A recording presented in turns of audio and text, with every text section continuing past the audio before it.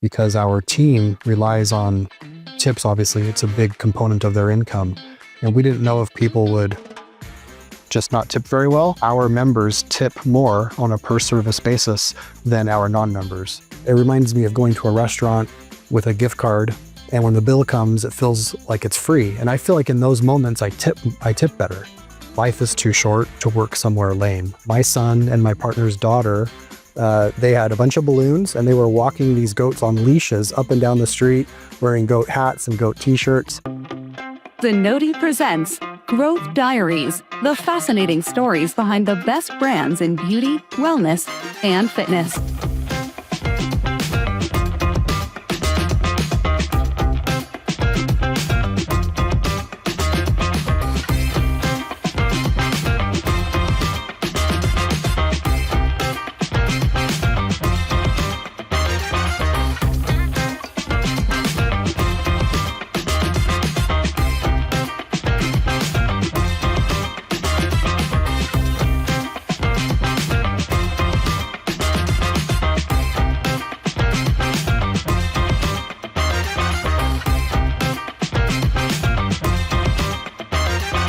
When founding and establishing a brand that aims to disrupt the traditional men's grooming industry, it's no doubt that the founder is aiming to be the greatest of all time, pun intended. Old world barbering meets modern luxury with goat haircuts. With 20 haircut locations and 2 med spas spanning across Arizona and Utah, Goat Haircuts is a grooming experience that empowers men to become their best selves. With legendary icons plastered across their locations' walls, founder of Goat Haircuts, Jason Yeats, had one thing in mind: provide a one-of-a-kind experience that mixes old-world barbering with modern services in a masculine environment. So each guest feels comfortable, relaxed, looks their best, feels their best, and embraces themselves for being the goat they are. Joining us today is a business builder, dreamer, husband, father to 3 sons, golfer, and of course, co-founder of Goat Haircuts is Jason Yeats. So welcome to Growth Diaries, Jason, and thanks for making the time. Thank you. Thank you for having me. Yeah. Before we get started about Goat Haircuts, I thought your format and the offering and how you run the store is quite different. So maybe you can share the business of Goat Haircuts. What is it that you do, and the clients that you're serving? Sure. Yeah. Goat Haircuts is a small chain of kind of elevated men's haircut stores. We have 20 locations for haircuts, and then we have 2 med spas. And we serve mostly guys that are looking for a great experience. They're looking for something that is a little bit more upscale and elevated in terms of the service, the quality that they're receiving, and just the experience overall. We have some fun amenities and things that we provide to everybody that comes in, and try to create a fun, clean environment for people. And it's been very successful. I think we've found something that resonates with the consumer. We wanted a place that men could feel comfortable bringing their kids, bringing their sons in. So it's one part traditional barbershop, one part upscale salon, but again, geared towards guys. Yeah.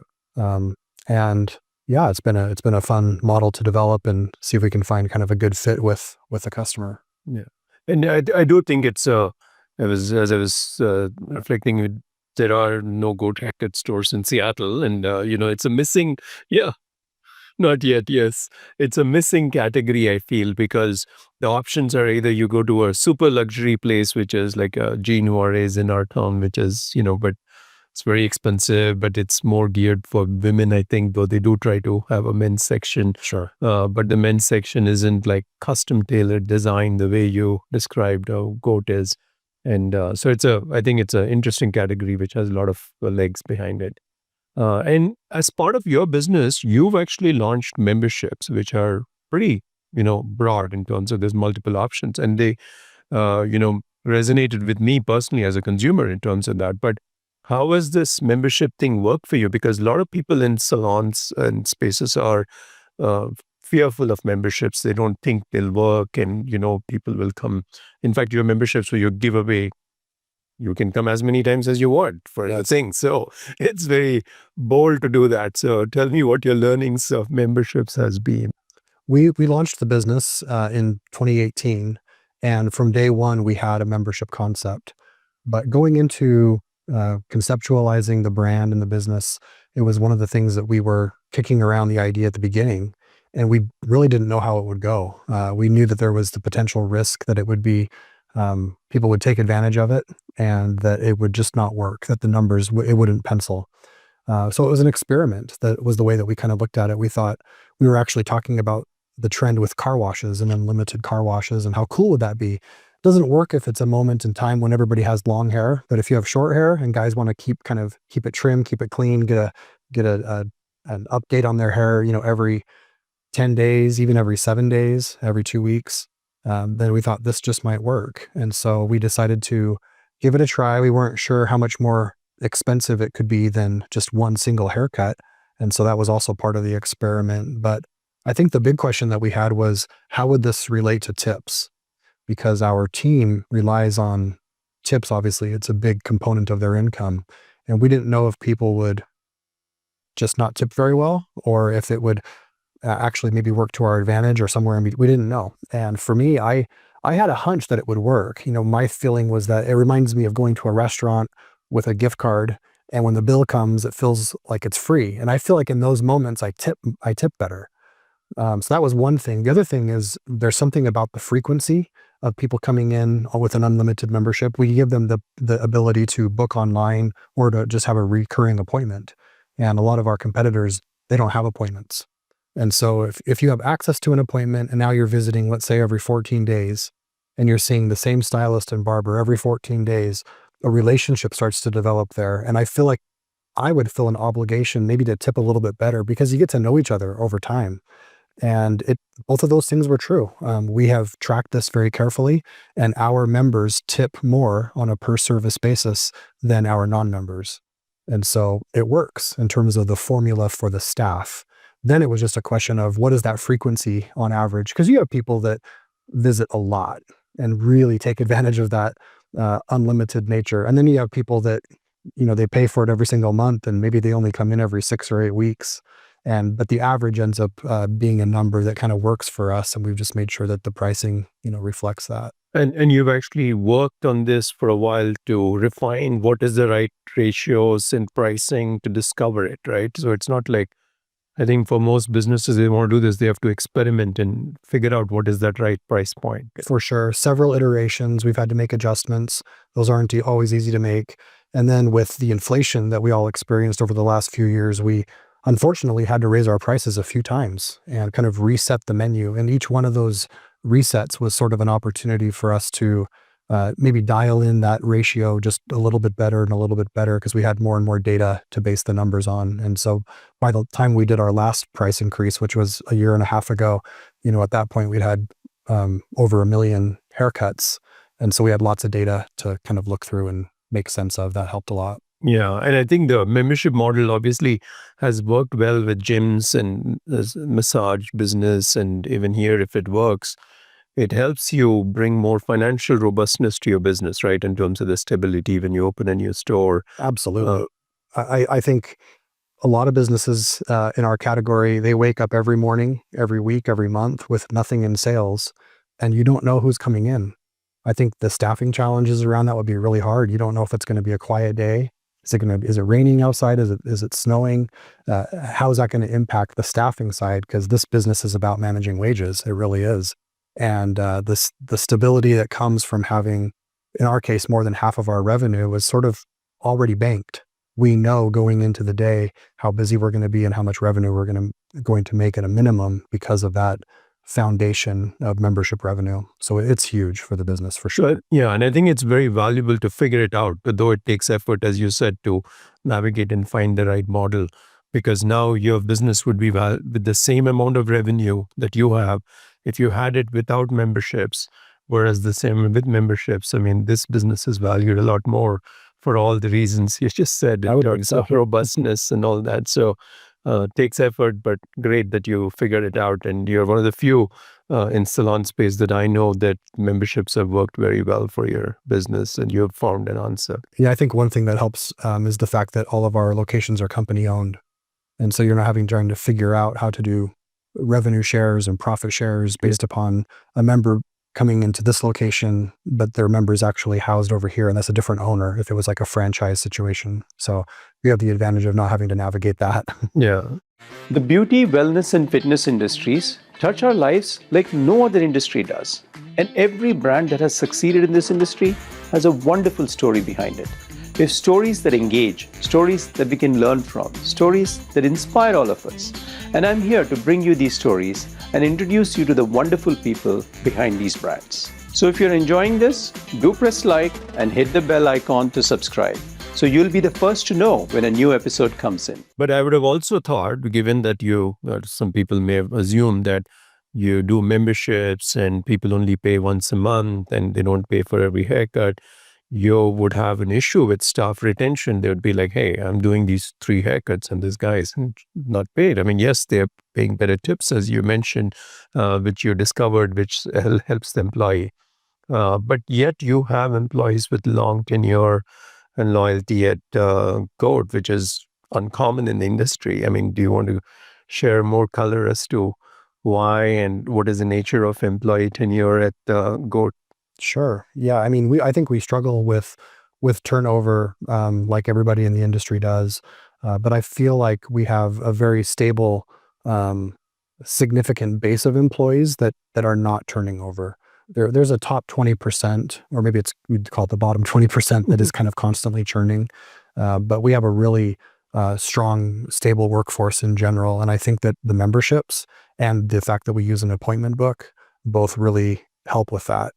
When somebody signs up, joins us as a team member, and they come to us with no clients, say they moved in from out of town, so they don't know anybody, they will be busy on their first day. And it's because of the nature of the customer base that we have. And so it's hard to walk away from that, I think, as a stylist, the consistency that comes from knowing that you're not really going to have the quiet Tuesday afternoon that you might have at some of the other chains that are out there. It just takes the risk out of it for them, which is great for us, of course, as well. So that's part of it. And then, of course, just to be a great employer, you're trying to create a place that people enjoy working, that they can feel challenged and feel like they can grow.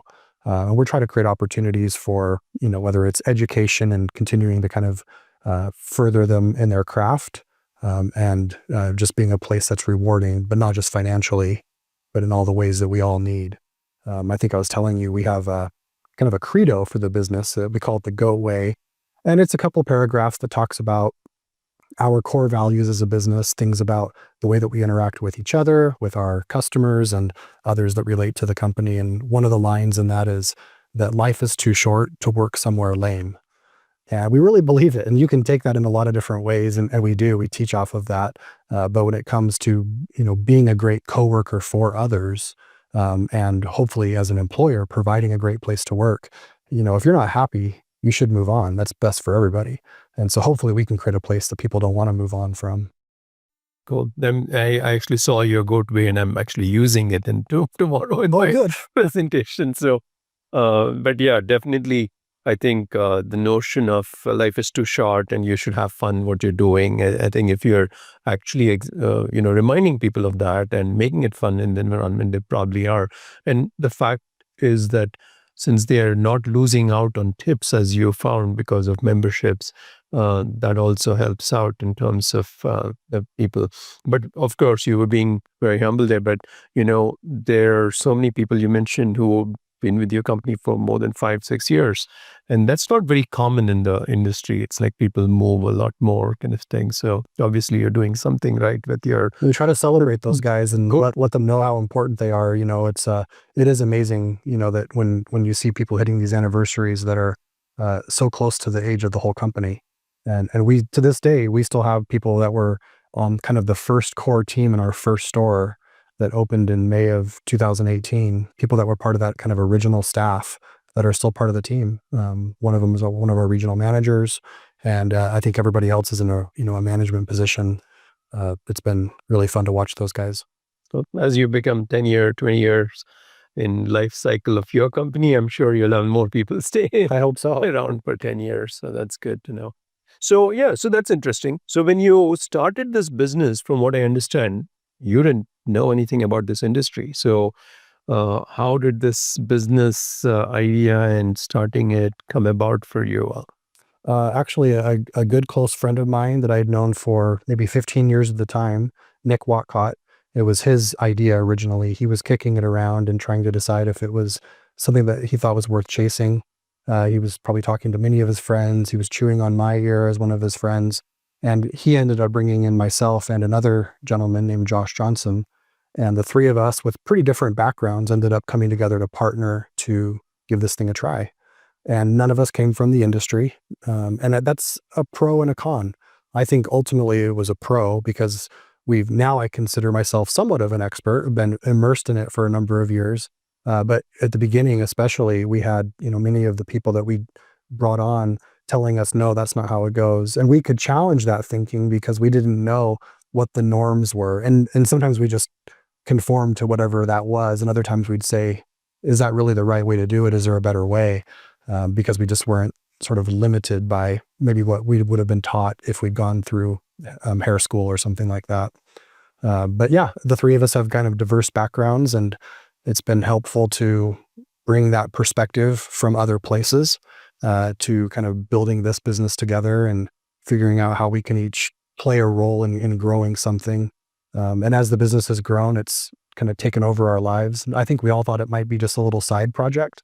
And as it grew, we all ended up kind of winding down the other things that we were involved in and focusing our full-time efforts on G.O.A.T. And I think that, the very fact that all three of you didn't know much about your business, you could come up with a business model which is more innovative in the industry in terms of memberships and the way you've defined these memberships, even the marketing of these memberships. And it makes it easy, relatable to customers to say, this is what it is. So I think if you were in the industry, you may not have discovered those things. For sure. Yeah. I mean, we were just trying to solve a pain point. All three of us were guys about the same age, similar socioeconomic backgrounds. And and again, going back to Nick and him feeling frustration as a customer and him saying, I just don't really like the options that are out there.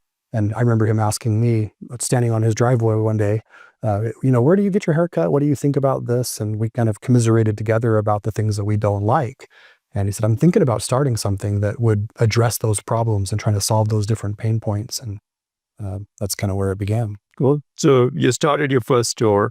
I mean, it's a new concept, an idea. The three of you came together. But how did you go about getting your first set of customers? How did you make sure you're filling the store? What marketing approaches, in the early days in your very first store? I would love to know how you had to get creative too.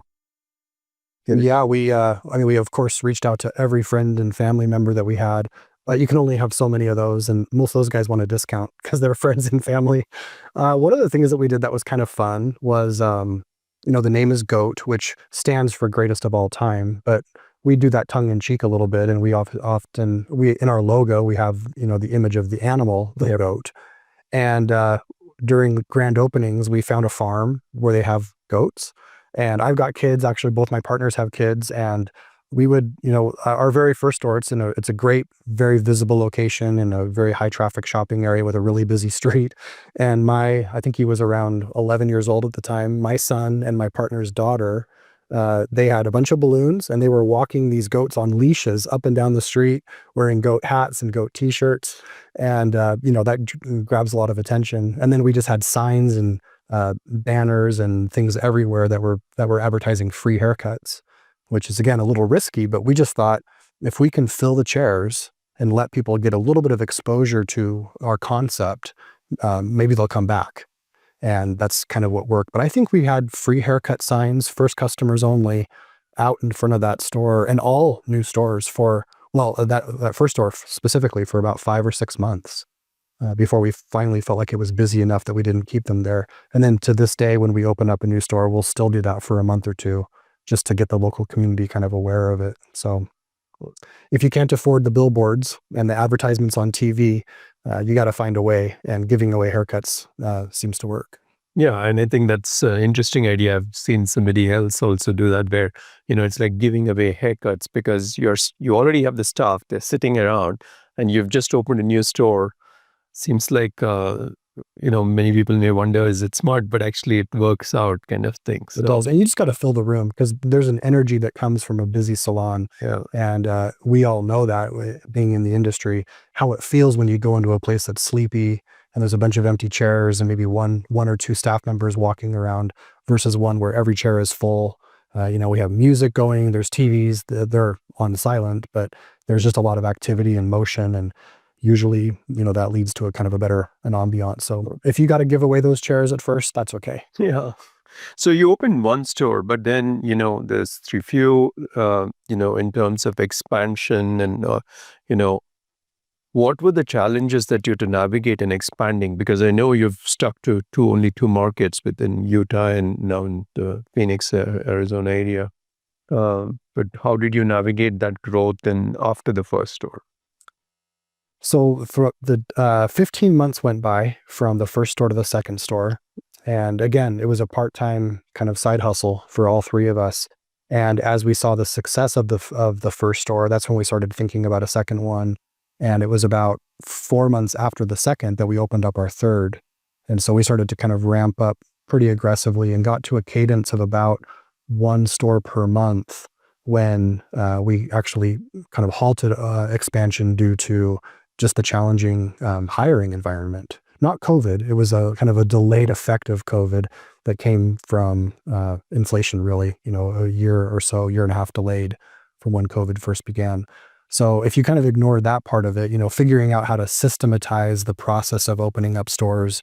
My background is in stuff like that, and trying to turn that into more of a machine it's a challenge, but it's fun. I actually really enjoy that part. That very first store, actually the first few, me and my partners, we were there 2 a.m. because it's not during normal business hours for our day jobs, building cabinets and painting the walls and doing whatever it was that was required. And as we went down the line, we got more and more sophisticated. You're hiring professionals and the cost went up, right? Because I'm not just donating my energy. Now I'm hiring professionals to do all those things the right way. And I don't know if that fully answers your question. Yeah. And I think that's true very much. In the first stores, I think I found most entrepreneurs can keep the costs down by being more hands-on. But later the costs start becoming bigger. So the business model needs to account for all that stuff. Yeah, our footprint got a little bit bigger. We started opening up stores that were a few square feet larger than the original ones. And just the sophistication of the fixtures, everything. And then we've had to go back and retrofit as much as possible into those original stores to make them match. So you had a fairly unique approach and business model in terms of a barbershop space and a target market. You could have gone and franchised this off, more broadly. So tell me more why you've chosen not to franchise until now and stayed focused on, opening the stores yourself. It's a good question. And I don't know that franchising is something that we won't do. But up until now, we've decided not to. We see franchising more as a funding, like a capital raise process. Obviously, you can expand really rapidly using other people's money to do that. But what you give up over that is control. And, we're only at 20 stores. 20 is still pretty small. Really, I would call it proof of concept. If we were to take our concept now and franchise it or even bring it to a group that wanted to go from 20 stores to 2,000 stores, they're looking for something that is replicatable. And when you have 5 stores, I don't know that you've figured that out yet. And we made some mistakes along the way. We haven't closed any stores, but I think we've learned a lot about the demographic that we're going after, and even just site-specific requirements about things as mundane as ingress and egress and signage requirements. You figure out what works, you figure out what doesn't work. And I think then you can kind of take the brake off and go faster. And so at that point, if the plan is to do that with capital that we raise so we can continue to do them as company-owned stores, or whether we go down the path of franchising is sort of yet to be seen. But the growth is coming. It's just a question of how we fund that. And you said you're also very careful about selecting where you put put stores, because tendency is to pick very low cost and inexpensive small places when you're opening new stores, but that's not been your approach kind of stuff. Yeah. I mean, I feel like you have to make a decision about the visibility of your location and sort of the intrinsic marketability of it based upon how many people are going to see it. You pay more, right, for a really visible spot versus choosing a location that's kind of tucked back behind something out of the way. That will be cheaper in terms of rent, but now you need to market harder to draw awareness to that. And so I kind of see it as either way, you're going to probably spend the same amount of money. It's just a question of, is it in your rent budget or in your marketing budget? And so we've chosen to pick places that are visible, along high traffic roads. And I think generally that's been a successful thing. Not to say that we don't market, but I think that it takes some of the initial pressure off of that, because you're not, racking your brain trying to figure out, how am I going to let people know that we even exist? At least this way you have some awareness just from signs on the road. And I think along with your approach of doing free haircuts and having signage around the store, with the traffic more going by, it helps get you jump started faster. Growth Diaries is brought to you by Zenoti, the software trusted by over 30,000 salons, spas, med spas, and fitness studios. And so then more recently you've gotten into, as you were mentioning, you have 2 med spas. So what led you to explore firstly the med spas thing, and then also this is yet another space which is even you don't know anything about in terms of the expertise. Yeah. How did you go about making that happen? Well, I'll start by saying it was always part of the plan. Even from the very beginning, the term athletic spa, as it relates to our logo, was something that we trademarked before we even had our first haircut store. So we always saw this as being in the path. It does feel very unrelated, and in many ways it is, but in other ways it's not. It's the same customer. It's the same guy. It's somebody that has some disposable income that's looking for ways to not only pamper themselves, but I'd say more important than that, they're looking to look their best. They're looking to feel great. And in some ways we're selling confidence, the way that you feel when you leave with a fresh haircut, a fresh shave, and you just kind of feel great. Well, there's so much more that you can do when you're talking about what's going on inside our bodies. And that's something that we're very interested in. Me and my partners, we're all in our 40s and feeling our bodies beginning to age. And we're very interested in, as aging athletes, we always say, how can you regain your prime? And, how can you turn back the clock? And we're very interested in things that are around the ideas of anti-aging, longevity. And we do aesthetic work as well. We offer some of the different lasers and injectables that are common in med spas. And that's an important category. But I think the things that are going on inside our bodies, especially with hormone balancing or doing blood work to identify where you might have deficiencies that you can work on, it can be really life-changing for people. You can go from feeling tired and sluggish and low energy and even depressed, having low libido, all kinds of symptoms. And you can solve those things and really change how people feel. And so in many ways, it's much more significant to people than a haircut. But I think the way that we look at it is kind of, it's a look great and feel great approach. And so for us, it's an extension of it. It's the same brand, G.O.A.T Athletic Spa, G.O.A.T Haircuts, G.O.A.T Haircuts and Athletic Spa. But either way, it's the same guy. And when we decided to open up our first med spa, we already had a database with, 100,000 email addresses of G.O.A.T Haircuts customers that within the vicinity of the first location that we could reach out to and say, hey, this is an extension that we're working on, and here's what we're going to be doing. And, obviously it's many people think they're in the business of doing haircuts. As you said, I also try to remind people you're in the business of building confidence, because that's what people walk out with, even as you said, with a simple haircut. Of course, the athletic spa can deliver far more confidence when you're solving some deeper inner problems, with aging and anti-aging stuff. So it's good. I think as long as the organization is aligned on the core mission of that you're trying to rebuild confidence of people who come in, it's nice to do that. Really, anything to do with hair, we can cut it off, we can shave it, we do hair restoration, we can put it back. We can laser it off of your body. If it has to do with hair, we'll take care of it for you. Yeah. Great.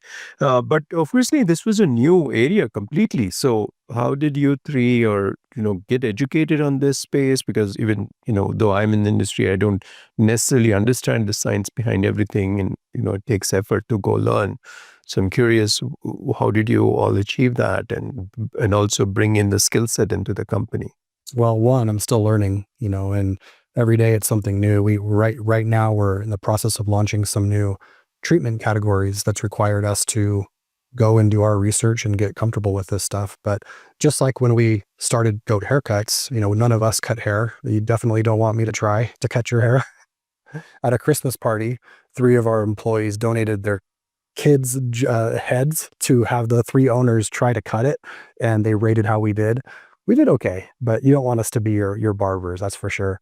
Well, so we had to hire in people, right, that are licensed as cosmetologists or barbers, and the same thing exists for the med spa space. So the first thing that we did is one of my partners had a friend that he knew from his previous career, and we hired her on to be a medical director, and she kind of gave us that initial education side of things, helped us set everything up properly.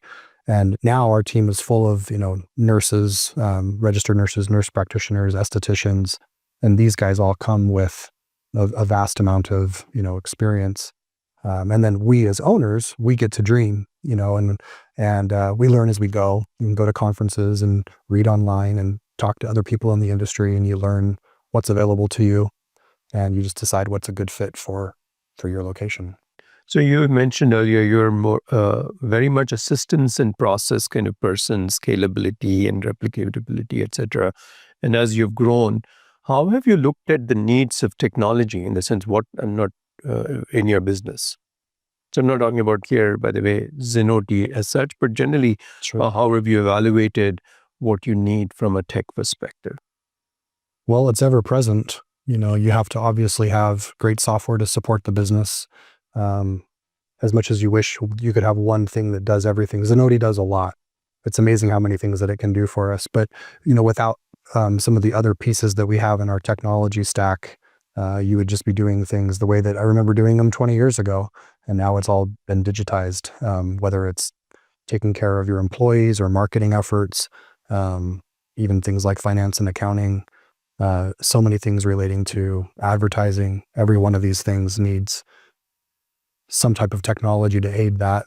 And yeah, you have to be thoughtful about that, but it's great when you can try to keep that stack as thin as possible so that you're not having to stretch it across too many different platforms. And G.O.A.T's been huge for us. We started working with G.O.A.T when we opened up our 4th haircut store, quickly moved those original ones over, and of course added the spa, a little bit further down the road. So now we've kind of got the 2 different categories within G.O.A.T. We actually used to have them under one organization, and we recently separated them. And you guys have been a tremendous partner. Great. But yeah, I think it's very important that people think through their technology in terms of what do I need long term as you're growing and getting bigger. Otherwise, tech comes in the way of the actual business plan. Sure. So leaving tech aside, in terms of employees, right? How do you, because your business is one about memberships and people have to have loyalty and commitment. What metrics or things do you track around employees to make sure they're aligned, saying, guys, these are our priority? I mean, there's one is values, which is more of a spirit of what culture you bring to the table. But do you measure certain metrics and dashboards and share them internally, etc.?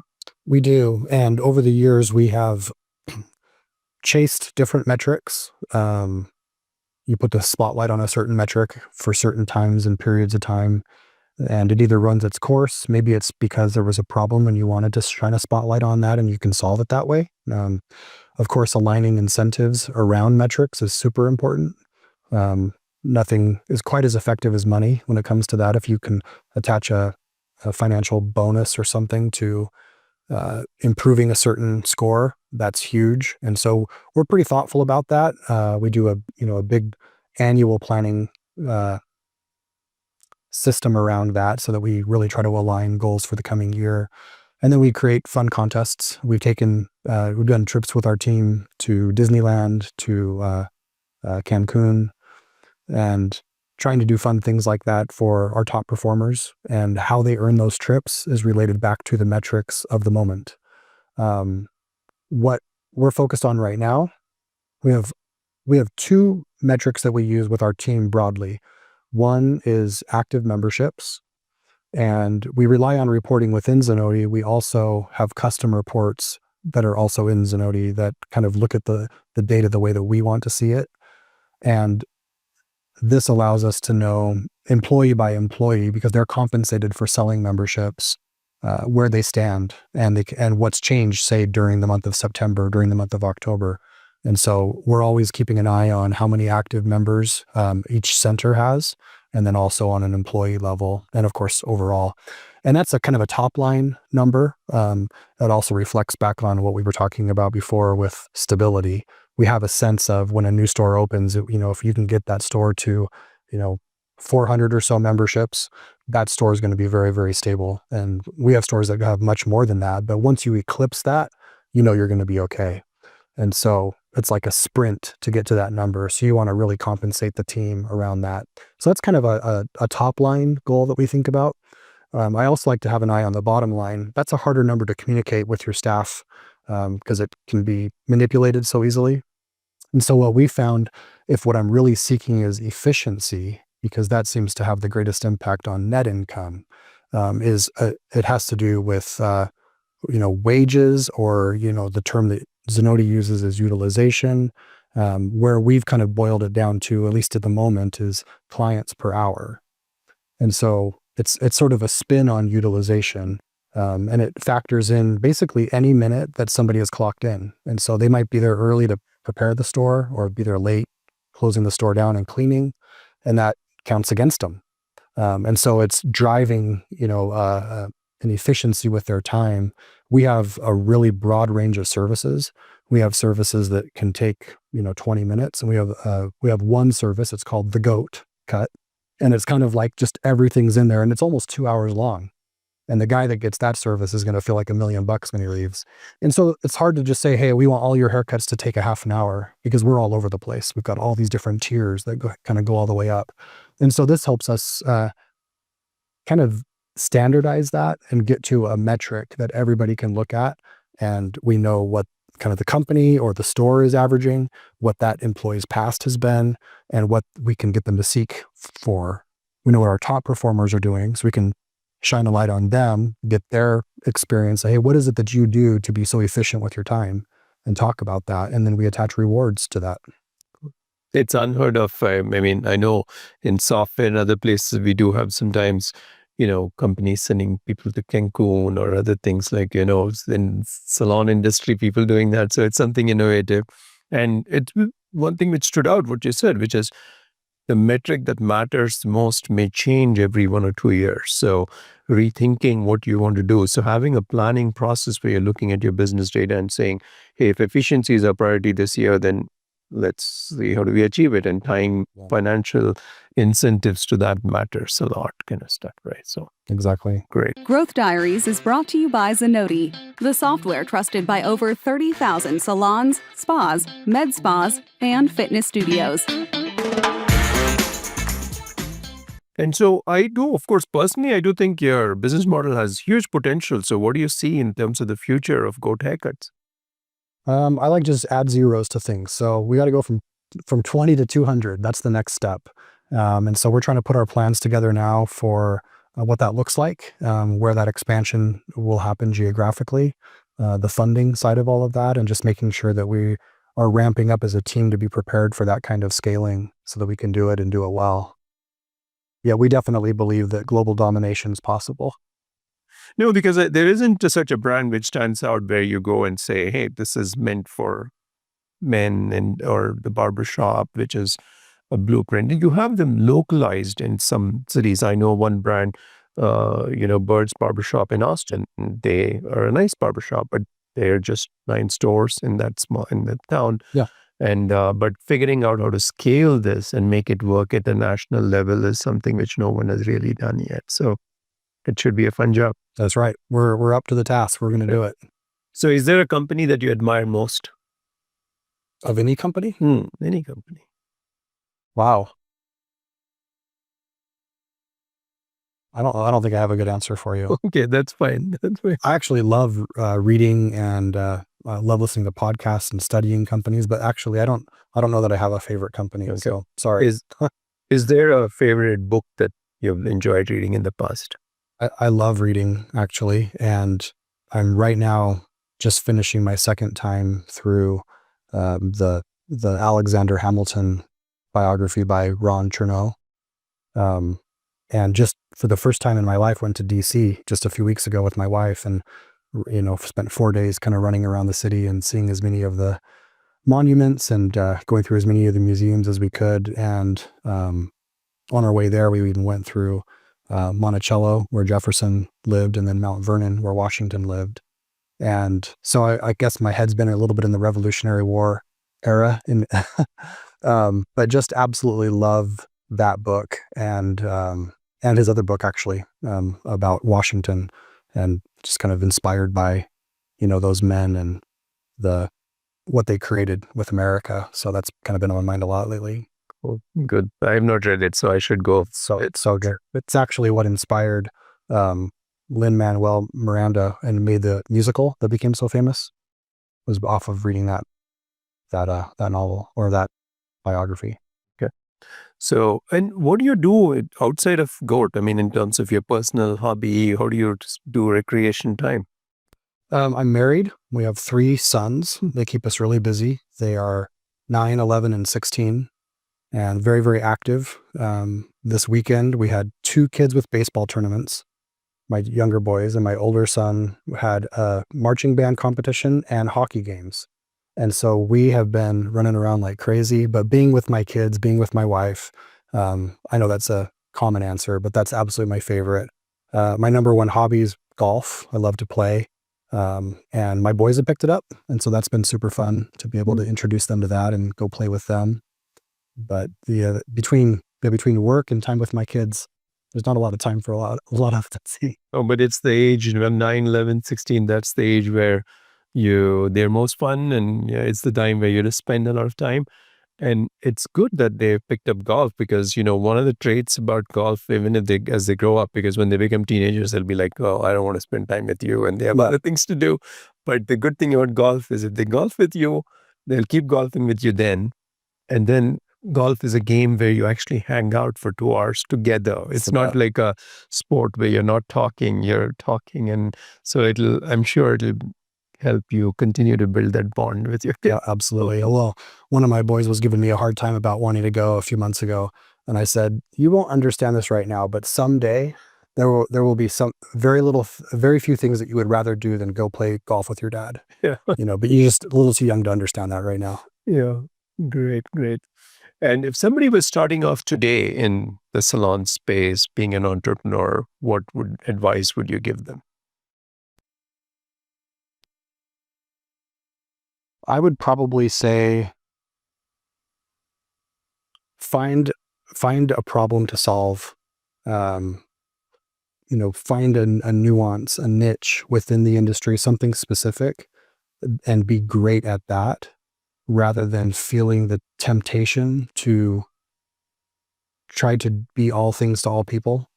I'm a believer in that the message gets washed out if you try to be very broad, and that you're better off having a very focused point of view, a focused, what do they call it? Unique selling proposition that your market can really get excited about, and you'll end up having raving fans if you do it well.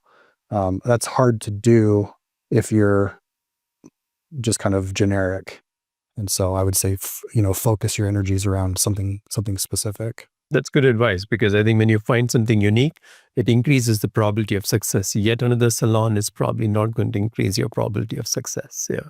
And it focuses all your efforts. If you know that you're all around a particular concept or something, a particular narrow, slice of the demographic or whatever it might be, for everything from things like naming the business and the logo and the look and feel in the store. I mean, it just becomes so easy, because you can just dissect the DNA of what it is that you're trying to, who you're trying to serve, and make everything about solving that for that person. If you don't have an answer to that, then it's like, well, anything goes. and then it ends up feeling blah, so it's good to be focused. And so why should a customer and consumer choose G.O.A.T haircuts? Yeah, for a guy that lives near one of our stores that's never been in, the reason I would invite them in is because I think that they're going to experience a type of haircut and an environment that will be different than anything that they've experienced before. It'll be fun. It'll be, clean, which actually can be a differentiator, believe it or not. And they're going to get, great service, lots of little extra add-ons and things where, things that we throw in that other places might not. And I mean, even some of it's kind of silly, but it's fun. Even in our lobby, we've got snacks and like soda machines and stuff. It's free, and just come in and enjoy that, and bring your kids and have a good time. So Jason, thanks a lot for coming to the Growth Diaries, and Sure. your business has been super impressive in terms of how focused and serving a niche, as you categorized, it is. And you seem to be very disciplined in terms of how you've executed and how you think and about systems processes, and knowing that to build a 200 or 1,000 center business, it'll require getting the basics right and having the patience to get all the basics right. I can sense the rigor and discipline that you bring in your mind during the discussion. So thanks a lot. Oh, thank you for having me. Yeah. Growth Diaries is brought to you by Zenoti.